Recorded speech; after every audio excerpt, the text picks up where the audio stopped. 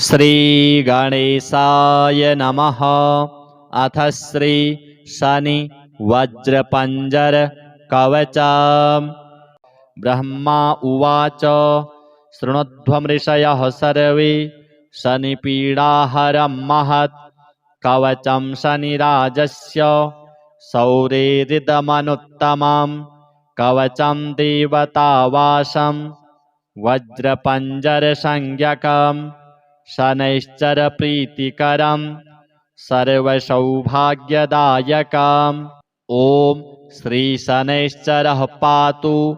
भालं मे सूर्यनन्दनः। नेत्रे छायात्मजः पातु पातु कर्णौ यमानुजः। नासां वैवस्वतः पातु मुखं मे भास्करः सदा। स्निग्धकण्ठश्च मे कण्ठं भुजौ पातु महाभुजः। स्कन्धौ पातु शनिश्चैव करौ पातु शुभप्रदः। वक्षः पातु यमभ्राता कुक्षिं पात्वसितस्तथा। नाभिं ग्रहपतिः पातु मन्दः पातु कटिं तथा। ऊरू ममान्तकः पातु यमो जानुयुगं तथा। पादौ मन्दगतिः पातु सर्वाङ्गं पातु पिप्पलः। अङ्गोपाङ्गानि सर्वाणि रक्षेन्मे सूर्यनन्दनः। इत्येतत् कवचं दिव्यं पठेत् सूर्यसुतस्य यः न तस्य जायते पीडा प्रीतो भवति सूर्यजः। व्ययजन्म द्वितीयस्थो मृत्युस्थानगतोऽपि वा कलत्रस्थो गतो वापि सुप्रीतस्तु सदा शनिः। अष्टमस्थे सूर्यसुते व्यये जन्म द्वितीयगे कवचं पठते नित्यं न पीडा जायते क्वचित्। इत्येतत् कवचं दिव्यं सौरेर्यन्निर्मितं पुरा। द्वादशाष्टमजन्मस्थ दोषान्नाशयते सदा। जन्मलग्नस्थितां दोषान् सर्वान्नाशयते प्रभुः। श्रीशनिदेवार्पणमस्तु। ब्रह्मा उवाच शृणुध्वमृषयः सर्वे शनिपीडाहरं महत् कवचं शनिराजस्य सौरेरिदमनुत्तमं कवचं देवतावासं वज्रपंजरसंज्ञकं शनैश्चरप्रीतिकरं सर्वसौभाग्यदायकम्। ॐ श्रीशनैश्चरः पातु भालं मे सूर्यनन्दनः। नेत्रे छायात्मजः पातु पातु कर्णौ यमानुजः। नासां वैवस्वतः पातु मुखं मे भास्करः सदा। स्निग्धकण्ठश्च मे कण्ठं भुजौ पातु महाभुजः। स्कन्धौ पातु शनिश्चैव करौ पातु शुभप्रदः। वक्षः पातु यमभ्राता कुक्षिं पात्वसितस्तथा। नाभिं ग्रहपतिः पातु मन्दः पातु कटिं तथा। ऊरू ममान्तकः पातु यमो जानुयुगं तथा। पादौ मन्दगतिः पातु सर्वाङ्गं पातु पिप्पलः। अङ्गोपाङ्गानि सर्वाणि रक्षेन्मे सूर्यनन्दनः। इत्येतत् कवचं दिव्यं पठेत् सूर्यसुतस्य यः न तस्य जायते पीडा प्रीतो भवति सूर्यजः। व्ययजन्म द्वितीयस्थो मृत्युस्थानगतोऽपि वा कलत्रस्थो गतो वापि सुप्रीतस्तु सदा शनिः अष्टमस्थे सूर्यसुते व्यये जन्म द्वितीयगे कवचं पठते नित्यं न पीडा जायते क्वचित् इत्येतत् कवचं दिव्यं शौरेर्यन्निर्मितं पुरा द्वादशाष्टमजन्मस्थ दोषान्नाशयते सदा जन्मलग्नस्थितान् दोषान् सर्वान्नाशयते प्रभुः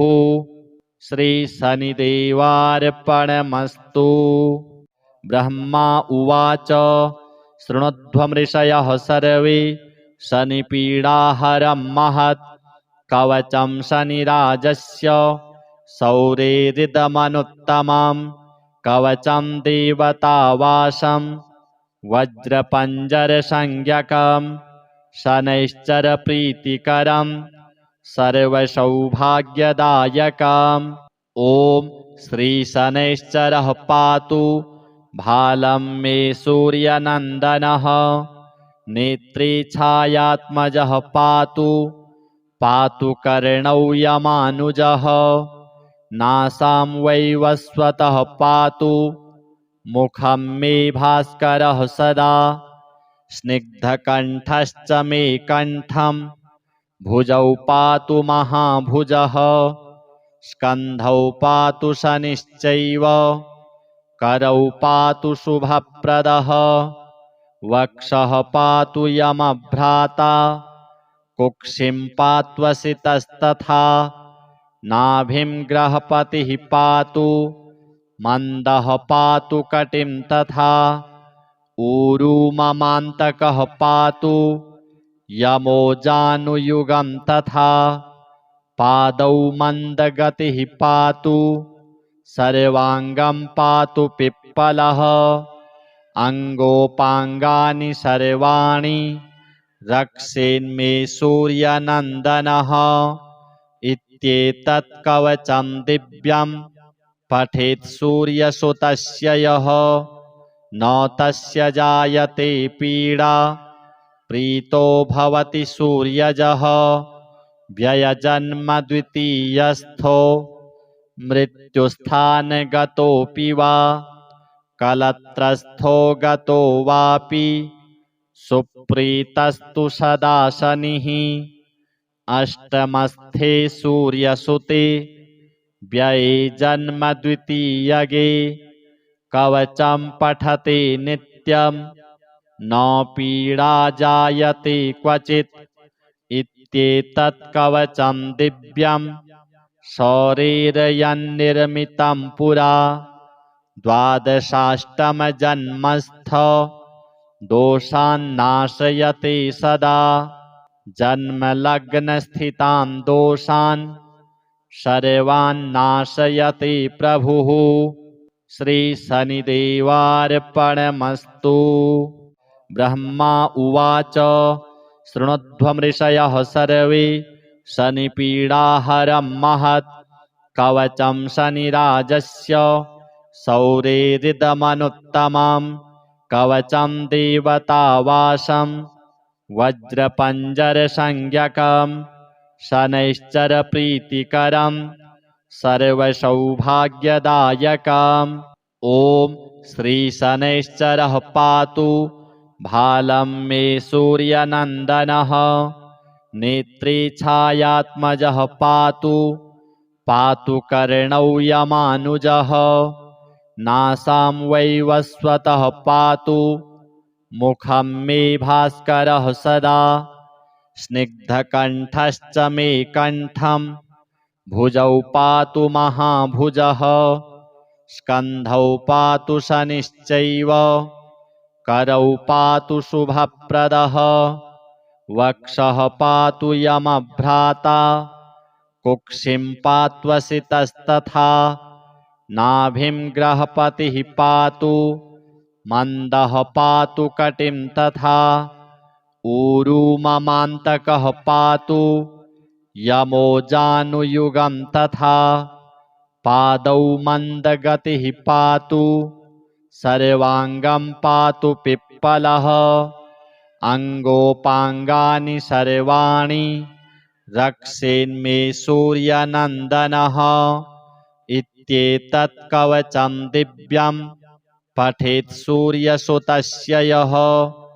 न तस्य जायते पीडा प्रीतो भवति सूर्यजः व्ययजन्म द्वितीयस्थो मृत्युस्थानगतोऽपि वा कलत्रस्थो गतो वापि सुप्रीतस्तु सदा शनिः अष्टमस्थे सूर्यसुते व्यये जन्म द्वितीयगे कवचं पठते नित्यं न पीडा जायते क्वचित् इत्येतत् कवचं दिव्यं शौरेर्यन्निर्मितं पुरा द्वादशाष्टमजन्मस्थ दोषान्नाशयते सदा जन्मलग्नस्थितां दोषान् सर्वान्नाशयते प्रभुः श्रीशनिदेवार्पणमस्तु।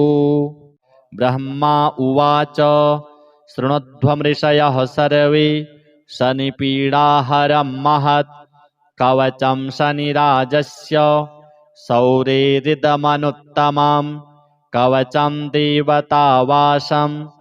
वज्रपञ्जरसंज्ञकं शनैश्चरप्रीतिकरं सर्वसौभाग्यदायकम् ॐ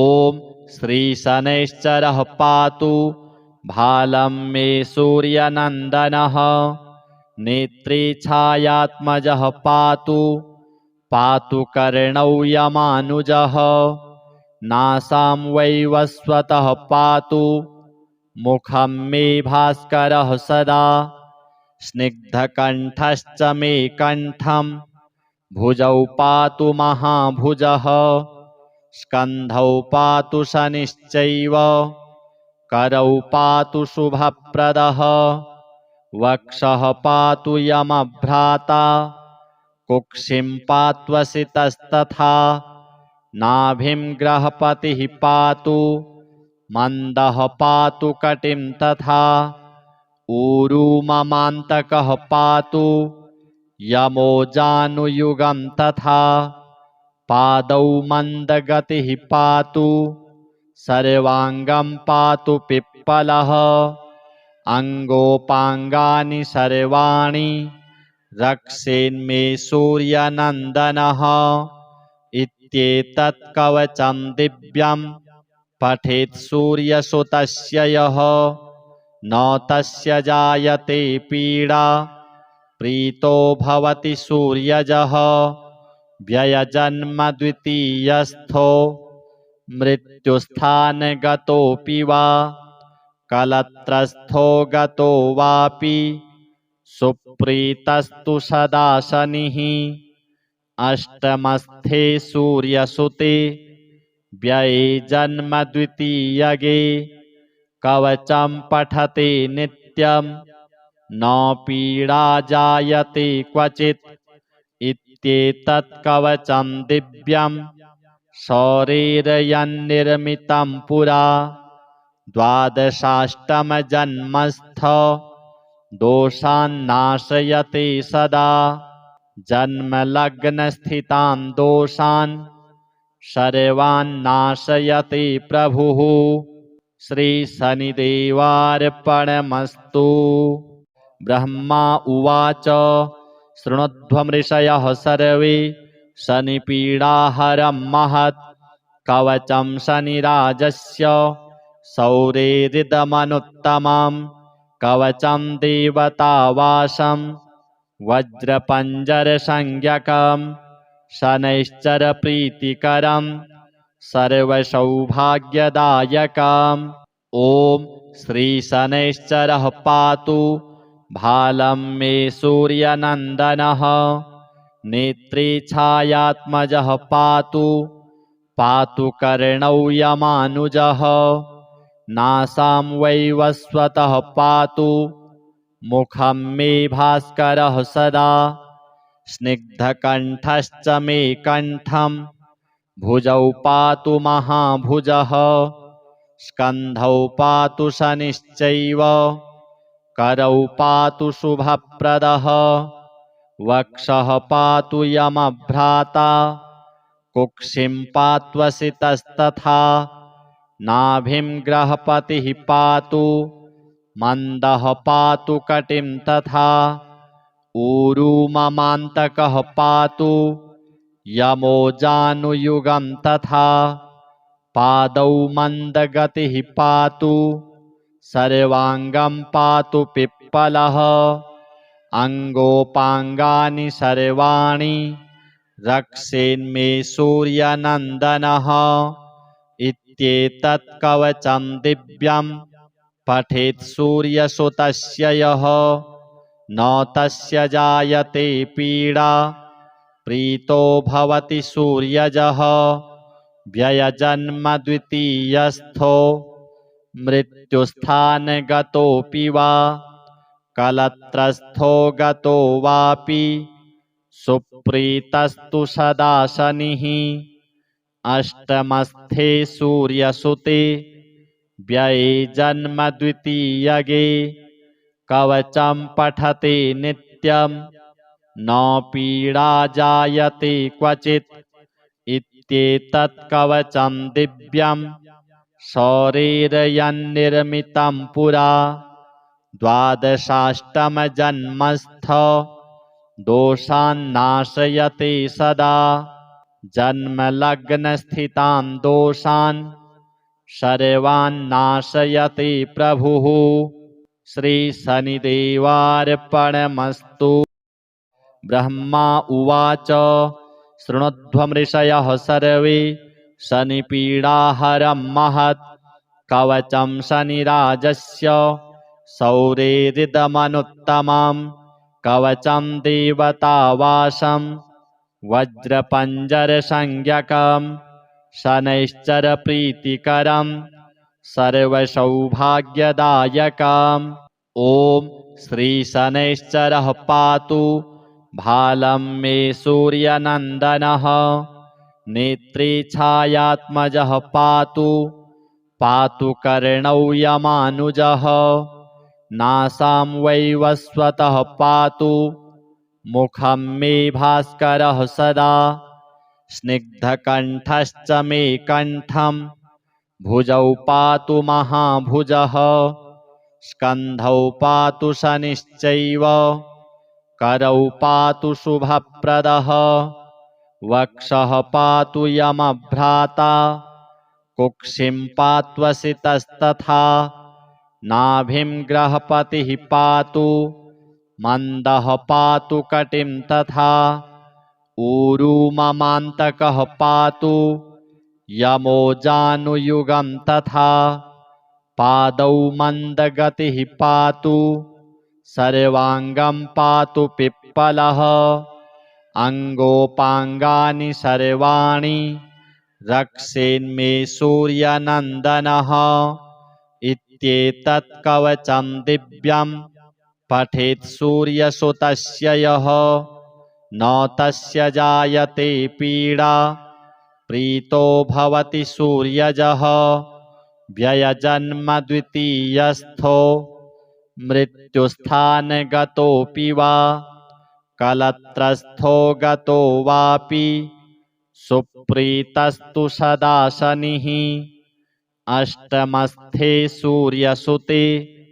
व्यये जन्म द्वितीयगे कवचं पठते नित्यं न पीडा जायते क्वचित् इत्येतत् कवचं दिव्यं शौरेर्यन्निर्मितं पुरा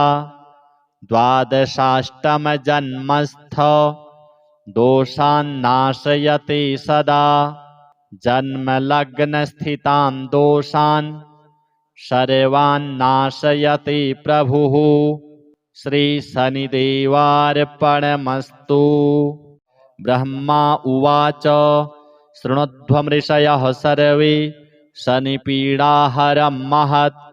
कवचं शनिराजस्य शौरेरिदमनुत्तमं कवचं देवतावासं वज्रपञ्जरसंज्ञकं शनैश्चरप्रीतिकरं सर्वसौभाग्यदायकम् ॐ श्रीशनैश्चरः पातु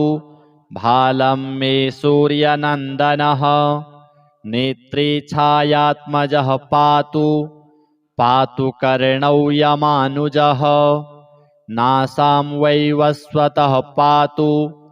मुखं मे भास्करः सदा स्निग्धकण्ठश्च मे कण्ठं भुजौ पातु महाभुजः स्कन्धौ पातु शनिश्चैव करौ पातु शुभप्रदः वक्षः पातु यमभ्राता कुक्षिं पात्वसितस्तथा नाभिं ग्रहपतिः पातु मन्दः पातु कटिं तथा ऊरू ममान्तकः पातु यमो जानुयुगं तथा पादौ मन्दगतिः पातु सर्वाङ्गं पातु पिप्पलः अङ्गोपाङ्गानि सर्वाणि रक्षेन्मे सूर्यनन्दनः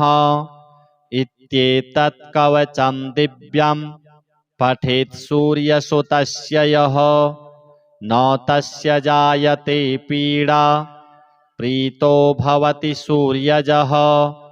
व्ययजन्म द्वितीयस्थो मृत्युस्थानगतोऽपि वा कलत्रस्थो गतो वापि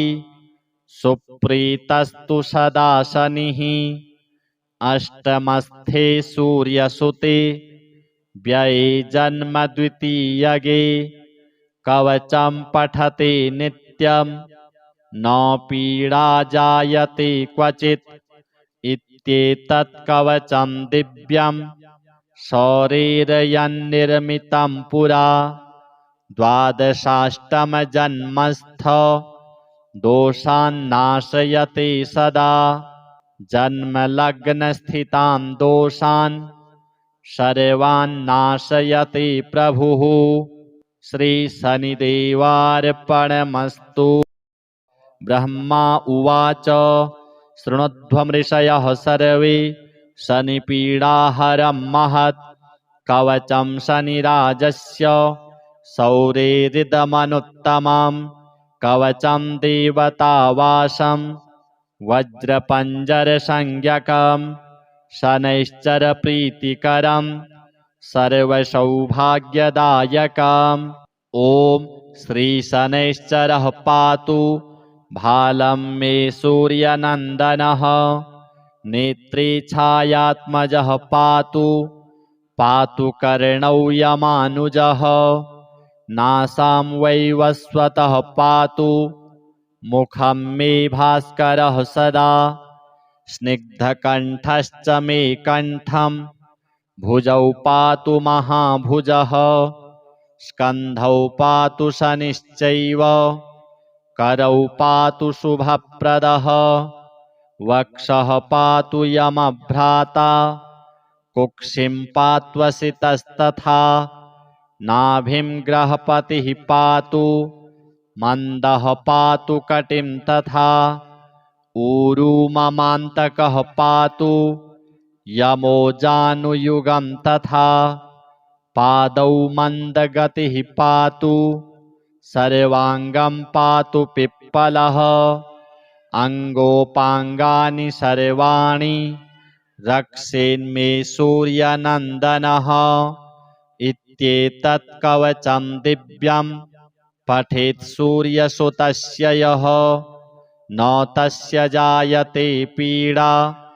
प्रीतो भवति सूर्यजः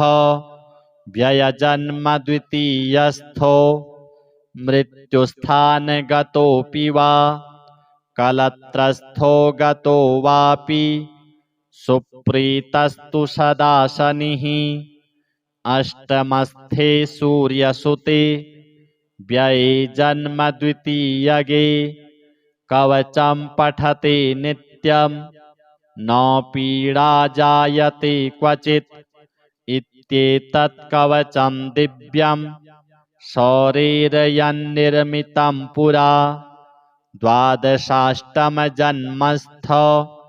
दोषान्नाशयते सदा जन्मलग्नस्थितां दोषान् सर्वान्नाशयते प्रभुः श्रीशनिदेवार्पणमस्तु। ब्रह्मा उवाच शृणुध्वमृषयः सर्वे शनिपीडाहरं महत् कवचं शनिराजस्य शौरेरिदमनुत्तमं कवचं देवतावासं वज्रपञ्जरसंज्ञकं शनैश्चरप्रीतिकरं सर्वसौभाग्यदायकम् ॐ श्रीशनैश्चरः पातु भालं मे सूर्यनन्दनः नेत्रे छायात्मजः पातु पातु कर्णौ यमानुजः नासां वैवस्वतः पातु मुखं मे भास्करः सदा स्निग्धकण्ठश्च मे कण्ठं भुजौ पातु महाभुजः स्कन्धौ पातु शनिश्चैव करौ पातु शुभप्रदः वक्षः पातु यमभ्राता कुक्षिं पात्वसितस्तथा नाभिं ग्रहपतिः पातु मन्दः पातु कटिं तथा ऊरू ममान्तकः पातु यमो जानुयुगं तथा पादौ मन्दगतिः पातु सर्वाङ्गं पातु पिप्पलः अङ्गोपाङ्गानि सर्वाणि रक्षेन्मे सूर्यनन्दनः इत्येतत् कवचं दिव्यं पठेत् सूर्यसुतस्य यः न तस्य जायते पीडा प्रीतो भवति सूर्यजः व्ययजन्म द्वितीयस्थो मृत्युस्थानगतोऽपि वा कलत्रस्थो गतो वापि सुप्रीतस्तु सदा शनिः अष्टमस्थे सूर्यसुते व्यये जन्म द्वितीयगे कवचं पठते नित्यं न पीडा जायते क्वचित् इत्येतत् कवचं दिव्यं शौरेर्यन्निर्मितं पुरा द्वादशाष्टमजन्मस्थ दोषान्नाशयते सदा जन्मलग्नस्थितां दोषान् सर्वान्नाशयते प्रभुः श्रीशनिदेवार्पणमस्तु। ब्रह्मा उवाच शृणुध्वमृषयः सर्वे शनिपीडाहरं महत् कवचं शनिराजस्य शौरेरिदमनुत्तमं कवचं देवतावासं वज्रपञ्जरसंज्ञकं शनैश्चरप्रीतिकरं सर्वसौभाग्यदायकम् ॐ श्रीशनैश्चरः पातु भालं मे सूर्यनन्दनः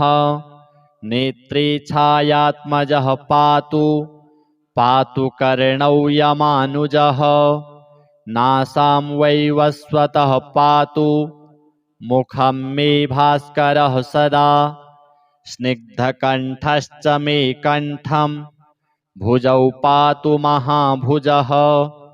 स्कन्धौ पातु शनिश्चैव करौ पातु शुभप्रदः वक्षः पातु यमभ्राता कुक्षिं पात्वसितस्तथा नाभिं ग्रहपतिः पातु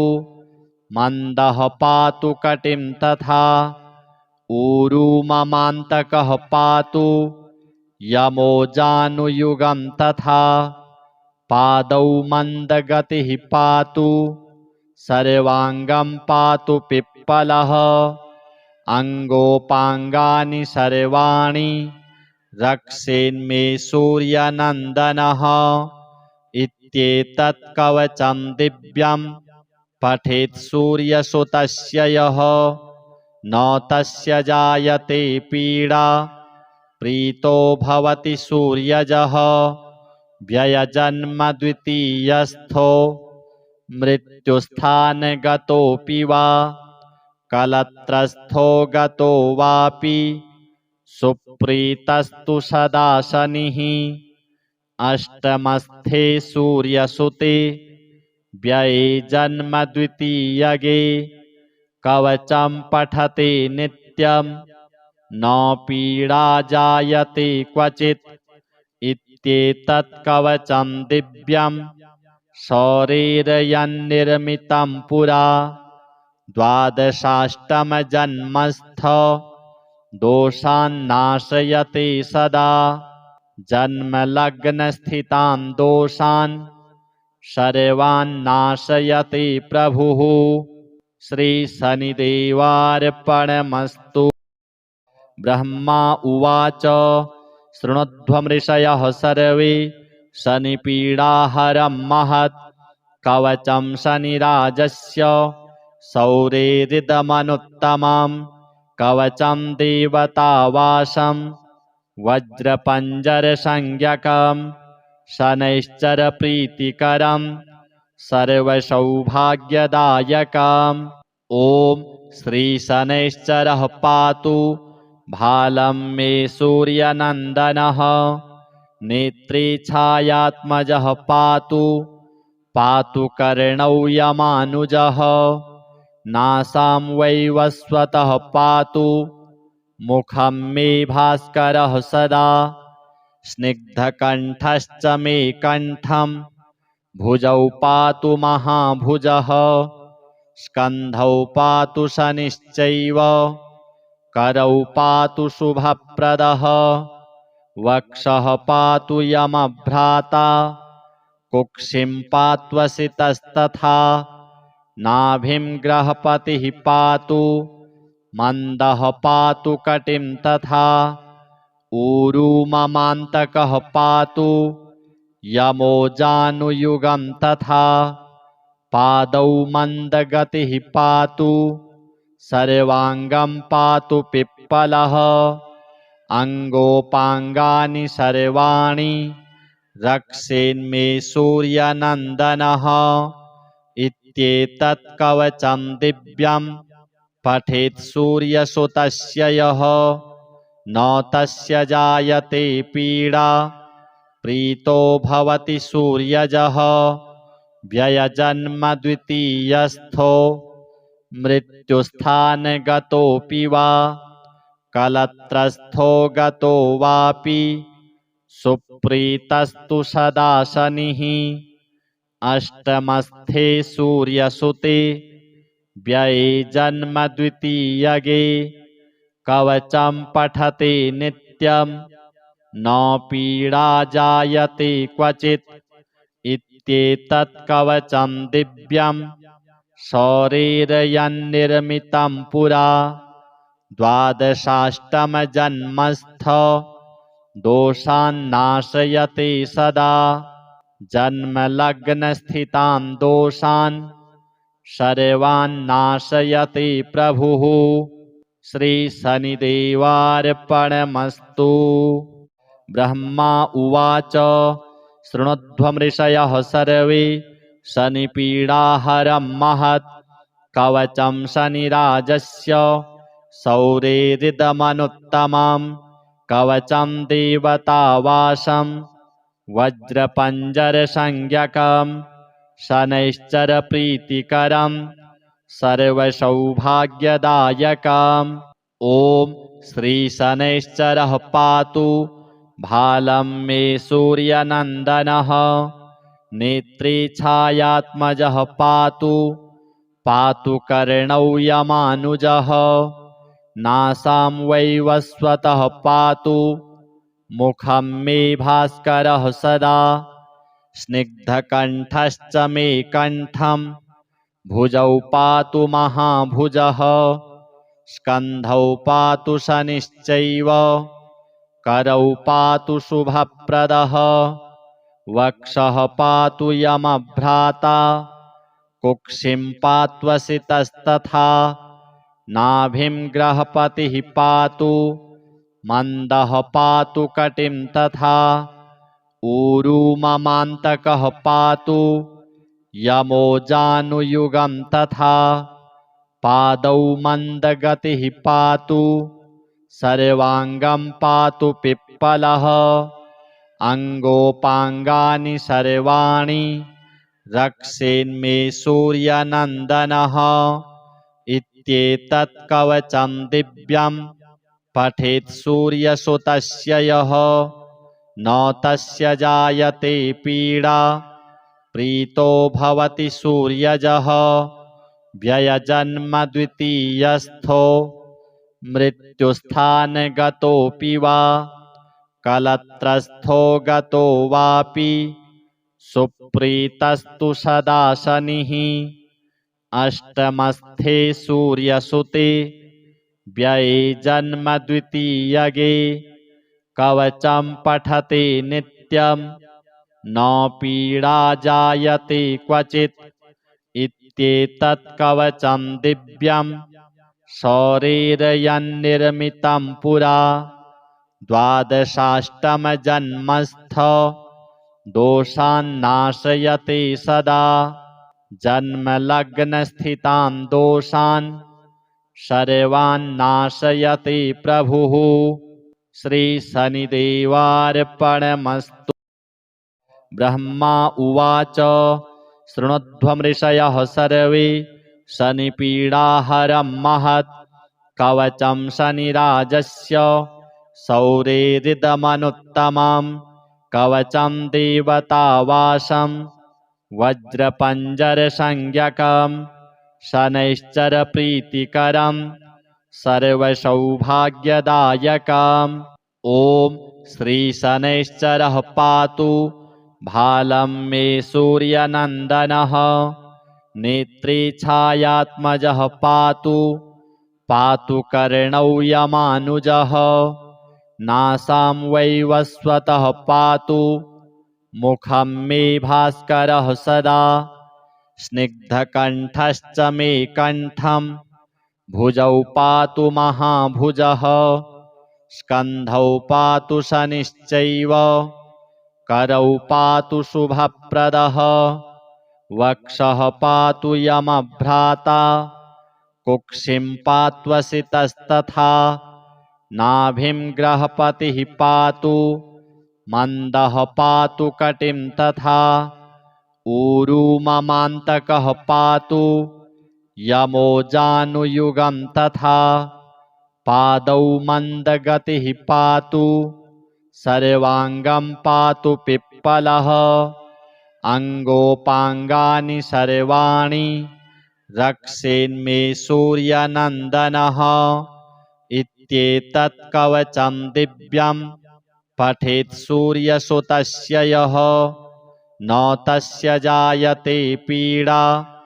प्रीतो भवति सूर्यजः व्ययजन्म द्वितीयस्थो मृत्युस्थानगतोऽपि वा कलत्रस्थो गतो वापि सुप्रीतस्तु सदा शनिः अष्टमस्थे सूर्यसुते व्यये जन्म द्वितीयगे कवचं पठते नित्यं न पीडा जायते क्वचित् इत्येतत् कवचं दिव्यं शौरेर्यन्निर्मितं पुरा द्वादशाष्टमजन्मस्थ दोषान्नाशयते सदा जन्मलग्नस्थितां दोषान् सर्वान्नाशयते प्रभुः श्रीशनिदेवार्पणमस्तु। ब्रह्मा उवाच शृणुध्वमृषयः सर्वे शनिपीडाहरं महत् कवचं शनिराजस्य शौरेरिदमनुत्तमं कवचं देवतावासं वज्रपञ्जरसंज्ञकं शनैश्चरप्रीतिकरं सर्वसौभाग्यदायकम् ॐ श्रीशनैश्चरः पातु भालं मे सूर्यनन्दनः नेत्रे छायात्मजः पातु पातु कर्णौ यमानुजः नासां वै वस्वतः पातु मुखं मे भास्करः सदा स्निग्धकण्ठश्च मे कण्ठं भुजौ पातु महाभुजः स्कन्धौ पातु शनिश्चैव करौ पातु शुभप्रदः वक्षः पातु यमभ्राता कुक्षिं पात्वसितस्तथा नाभिं ग्रहपतिः पातु मन्दः पातु कटिं तथा ऊरू ममान्तकः पातु यमो जानुयुगं तथा पादौ मन्दगतिः पातु सर्वाङ्गं पातु पिप्पलः अङ्गोपाङ्गानि सर्वाणि रक्षेन्मे सूर्यनन्दनः इत्येतत् कवचं दिव्यं पठेत् सूर्यसुतस्य यः न तस्य जायते पीडा प्रीतो भवति सूर्यजः व्ययजन्म द्वितीयस्थो मृत्युस्थानगतोऽपि वा कलत्रस्थो गतो वापि सुप्रीतस्तु सदा शनिः अष्टमस्थे सूर्यसुते व्यये जन्म द्वितीयगे कवचं पठते नित्यं न पीडा जायते क्वचित् इत्येतत् कवचं दिव्यं शौरेर्यन्निर्मितं पुरा द्वादशाष्टमजन्मस्थ दोषान्नाशयते सदा जन्मलग्नस्थितां दोषान्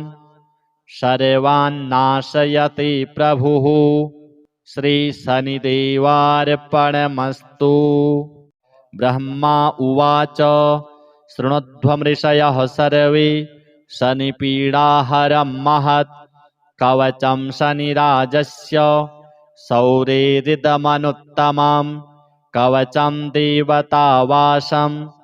वज्रपञ्जरसंज्ञकं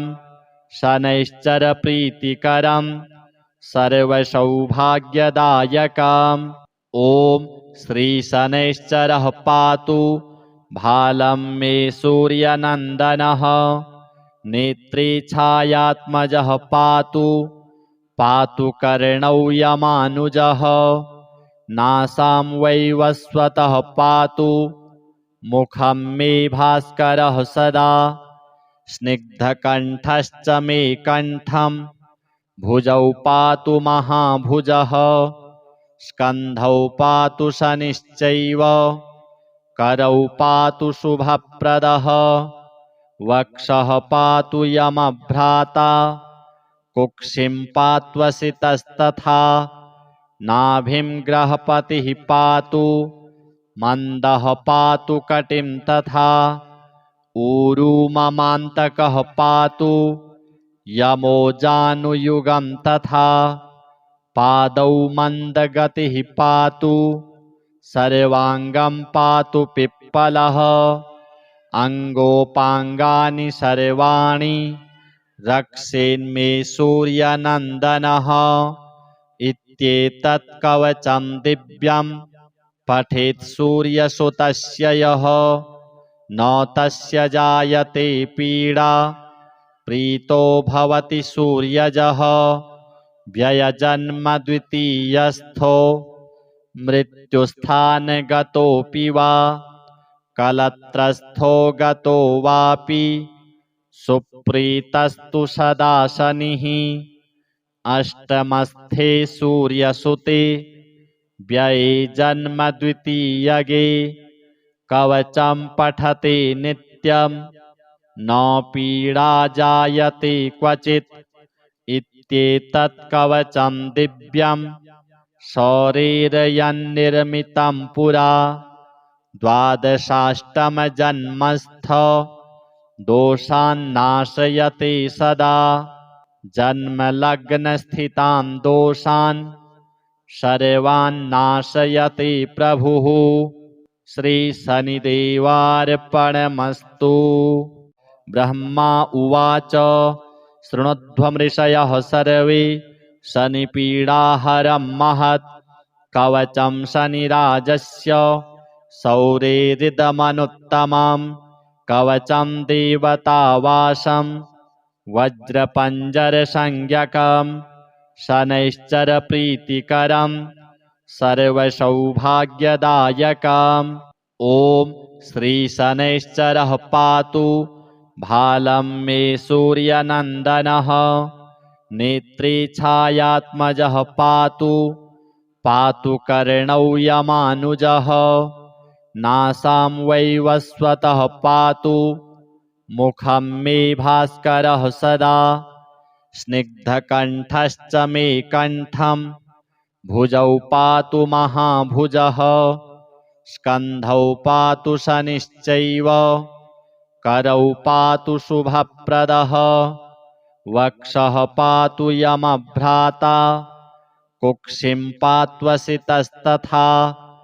नाभिं ग्रहपतिः पातु मन्दः पातु कटिं तथा ऊरू ममान्तकः पातु यमो जानुयुगं तथा पादौ मन्दगतिः पातु सर्वाङ्गं पातु पिप्पलः अङ्गोपाङ्गानि सर्वाणि रक्षेन्मे सूर्यनन्दनः इत्येतत् कवचं दिव्यं पठेत् सूर्यसुतस्य यः न तस्य जायते पीडा प्रीतो भवति सूर्यजः व्ययजन्म द्वितीयस्थो मृत्युस्थानगतोऽपि वा कलत्रस्थो गतो वापि सुप्रीतस्तु सदा शनिः अष्टमस्थे सूर्यसुते व्यये जन्म द्वितीयगे कवचं पठते नित्यं न पीडा जायते क्वचित् इत्येतत् कवचं दिव्यं शौरेर्यन्निर्मितं पुरा द्वादशाष्टमजन्मस्थ दोषान्नाशयते सदा जन्मलग्नस्थितां दोषान् सर्वान्नाशयते प्रभुः श्रीशनिदेवार्पणमस्तु। ब्रह्मा उवाच शृणुध्वमृषयः सर्वे शनिपीडाहरं महत् कवचं शनिराजस्य सौरेरिदमनुत्तमं कवचं देवतावासं वज्रपञ्जरसंज्ञकं शनैश्चरप्रीतिकरं सर्वसौभाग्यदायकम् ॐ श्रीशनैश्चरः पातु भालं मे सूर्यनन्दनः नेत्रे छायात्मजः पातु कर्णौ यमानुजः नासां वैवस्वतः पातु मुखं मे भास्करः सदा स्निग्धकण्ठश्च मे कण्ठं भुजौ पातु महाभुजः स्कन्धौ पातु शनिश्चैव करौ पातु शुभप्रदः वक्षः पातु यमभ्राता कुक्षिं पात्वसितस्तथा नाभिं ग्रहपतिः पातु मन्दः पातु कटिं तथा ऊरू ममान्तकः पातु यमो जानुयुगं तथा पादौ मन्दगतिः पातु सर्वाङ्गं पातु पिप्पलः अङ्गोपाङ्गानि सर्वाणि रक्षेन्मे सूर्यनन्दनः इत्येतत् कवचं दिव्यं पठेत् सूर्यसुतस्य यः न तस्य जायते पीडा प्रीतो भवति सूर्यजः व्ययजन्म द्वितीयस्थो मृत्युस्थानगतोऽपि वा कलत्रस्थो गतो वापि सुप्रीतस्तु सदा शनिः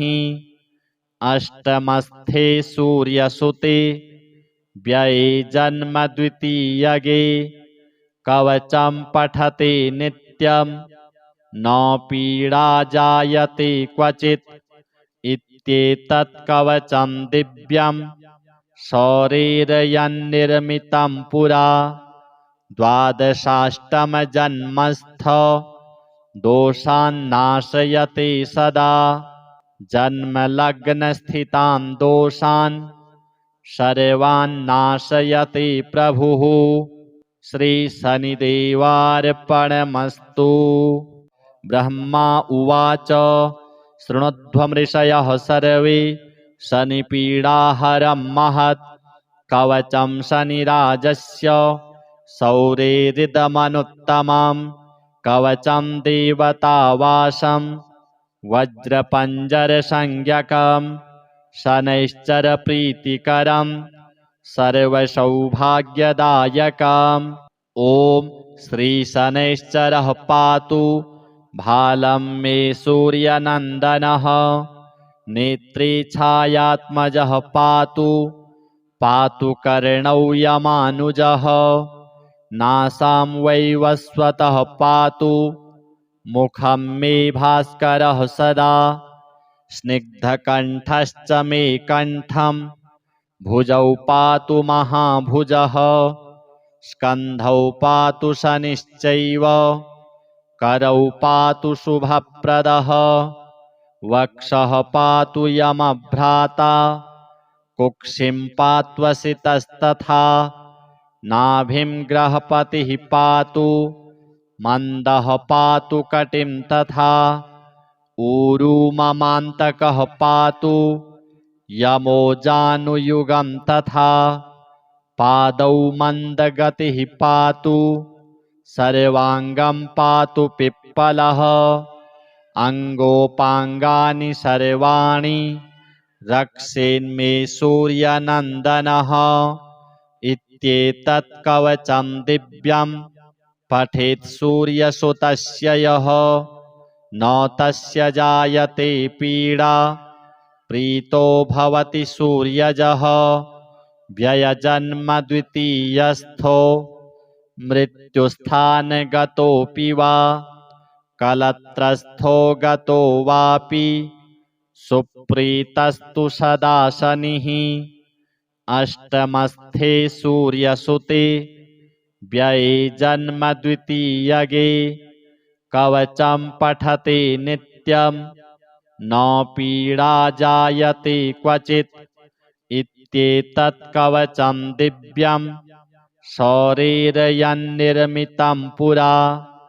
द्वादशाष्टमजन्मस्थ दोषान्नाशयते सदा जन्मलग्नस्थितां दोषान्